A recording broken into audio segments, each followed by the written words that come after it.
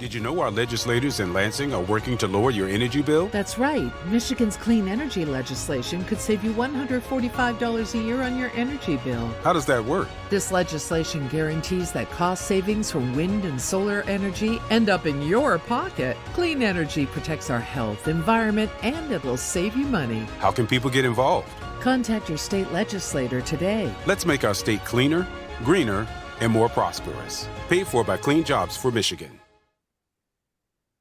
All right, I'd like to welcome you to this edition of In the Conference Room with Mark S. Lee.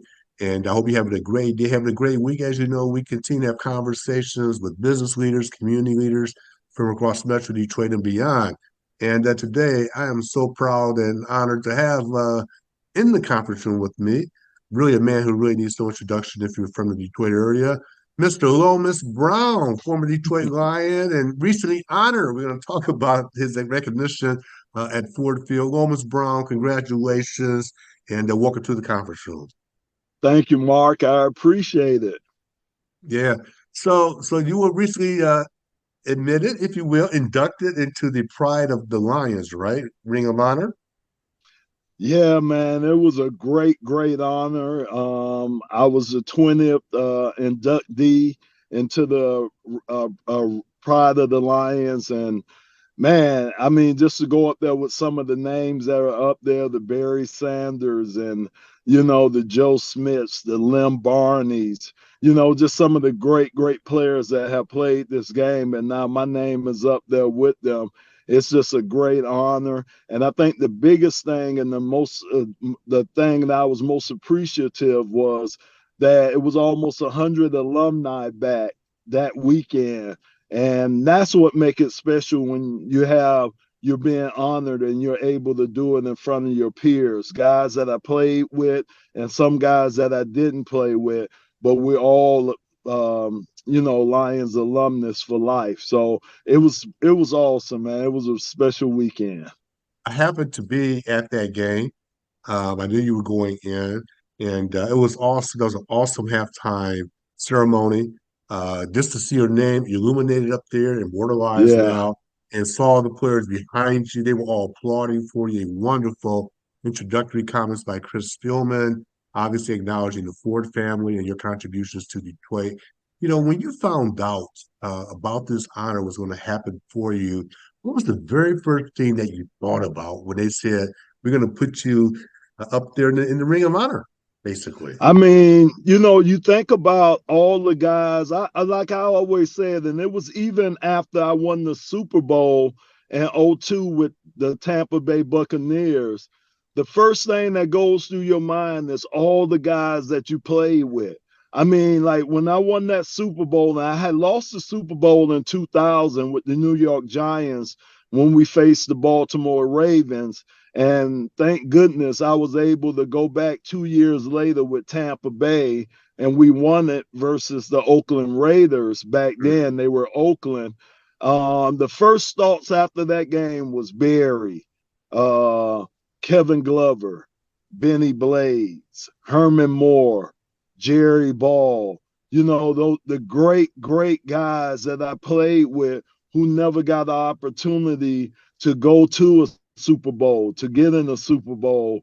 And here I am. I was able to win a Super Bowl. And that's what you think about. And it was kind of the same way when I found out that I was going into the Pride of the Lions. It wasn't just me, especially being an offensive lineman. And this, we don't really get stats, so for a lineman to stand out, and for your peers and for, the organization to think that you were that good to be able to be put up on the Ring of Honor. I mean, it's an honor. It really is. Yeah. And as you're talking, another thing that makes you special to Detroit, I mean, I watched you play. I've known you, we've done a couple of things together. I had the opportunity of seeing a couple of things with the Lions. I've interviewed you in the past as well. But one of the things I've noticed about you, Lomas, is you retired and you stayed in Detroit. And you become such a community icon. You become an icon in the community. And Detroit, as you know, is a type of city that embraces its people. it embraces its sports heroes, for lack of a better phrase, especially when they stay here and you become part of the community. Talk about that importance of you staying in Detroit and not going elsewhere. When other players retire, they can go anywhere they want. You chose to stay here. Oh yeah, man. I remember, man, my first 2 years, I was drafted here in 85 and 85 and 86, man, before the season was over with, man, I had my stuff packed and ready to go back to Florida, man. I was like, no, there's no way I'm staying in this snow. And then 1987, I decided to stay up one off season. I say, I'm going to see what it's like to stay here. And I've been here ever since. I've been here since 1987. This has been home for me. My family's here, my grandkids, my kids, everybody's here now. We're ingrained in Michigan. And when I got here, the one thing that I knew is being an offensive lineman, the only time you really get a lot of notice is if you're doing something wrong, Yeah, holding calls, that's when the lineman's name is called out. So for me, I wanted to stand out, along with my play. What I wanted to do was be involved in the community. I yeah, thought that was another way of getting my name out here, and being able to get my name out in the community was to get out in the community. So I started my foundation in 1991. And I've been doing fundraising, and it's directed towards kids. That's what my foundation has been doing, empowering kids. But, as you know, when you empower kids, you're empowering their families too. So, it goes hand in hand. So I'm just proud to say I'm here. I'm ingrained in this community. It needs the help, man. oh yeah, man. As many of us as we can get involved, we need to. Yeah, and I know you have a schedule, very tight schedule. I want to ask you briefly a couple of quick questions.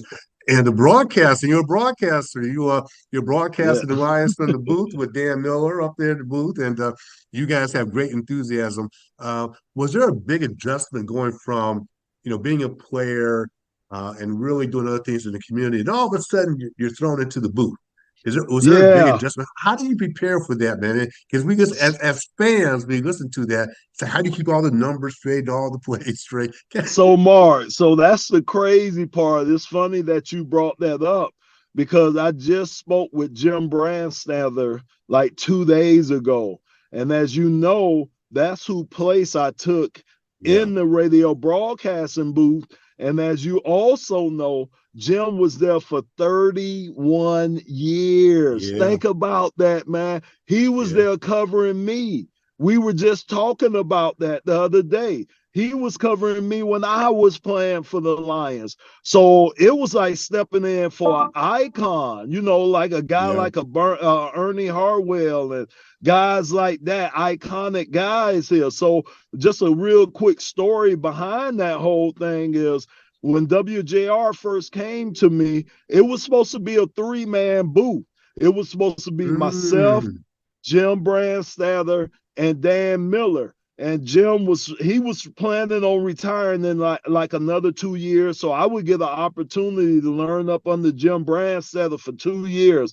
I'm like, great, okay, I'm good with that. All of a sudden, like a week or two before the season started, WJR came to me and said, well, it's just going to be a two-man booth. It's going to be you oh, and Dan Miller. And I'm like, I was stunned, because I'm like, wait a minute. I'm like, what? Because I mean, I had never done this. I had yeah, done, yeah, I had did a college game, but I didn't know, so yeah. And they said, well, they were making the move with Jim Brandstatter, and I just got thrust into that. So instead of going from being a pupil up under a guy that's done 31 years at this job, I went to being the teacher. And it was crazy. It was really crazy, Mark. And Dan Miller made it easy for me. I'm going to tell you that, man. He has really made it easy for me and stuff. And he is such a professional, man. And he's the best. He is the absolute best. I keep telling him that all the time. And by him being the best, what that does is that makes me have to step my game up, because I don't want to let him down, because of the job that he does. Mm. So it's been great. It's really been great these 6 years, and I'm so happy the Lions are winning this year. But I got to ask you. By the way, you guys make a dynamic team, and as we wrap up, everybody's got to hear your perspective on our home team, our beloveds, our Detroit Lions. We all know what they're doing. I talked about it recently on CBS News, the impact they're having on the city as well. You've got to be overjoyed with this team. What are your expectations as we begin to wrap up for the rest of the season? So yeah, to be honest with you, they have exceeded my expectations. To be completely honest with you, and that's great. Coming into the season, my expectations were I wanted them to win the division and host a playoff game and win that playoff game. That was my expectation. Of course, Dan Campbell, Brad Holmes, the whole Shillingham Ford, that whole organization, I'm quite sure their expectations are far beyond that. I'm just telling you what my expectations were. So this to be 6-2 at the bye week, getting ready to face a San Diego team. San Diego. I'm I sorry. know. I Still do the know. same thing. LA Charger team that we're going out there to face.